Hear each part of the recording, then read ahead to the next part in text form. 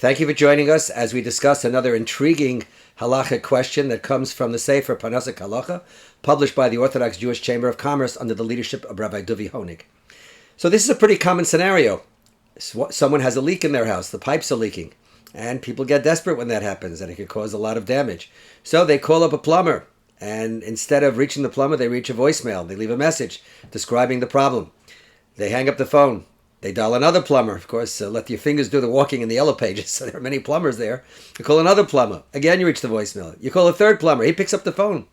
And you tell him what the story is. And he says, yes, he can fix it for a set amount of money. You make up a price. And after you make up the price, he gets on his way and he comes to your house. In the meantime, however, one of the other plumbers you called calls back and offers you a far cheaper rate to make the repair.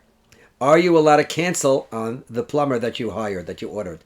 And the answer is no, you may not. And if you do, you will have to pay him damages. You'll have to pay him for the work that he would have done, kind of.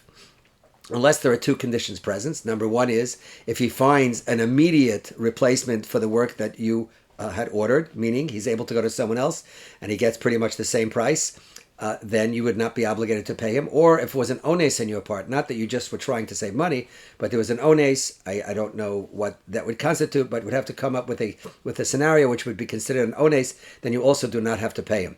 However, if you are going to pay him, then how much do you have to pay him? Do you have to pay him the entire fee or profit that he would have made to do the work? And the answer is no. You have to pay him what's called kipoil batel, like an unemployed worker, meaning if you had hired somebody and you have no work for him and you offered him a certain amount of money not to work, that is the rate of fee that you'd have to pay this plumber for his time that he did not do the repair.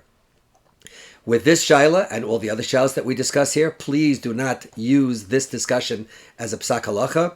If you have a question like this, please make sure that you ask a competent halachic authority. And in, of course, all cases, it's a much better thing for people to settle their disputes, to do it b'shalom, because that increases shalom and klal Yisrael, which brings about the agula shalema b'mher yameinu. Amen.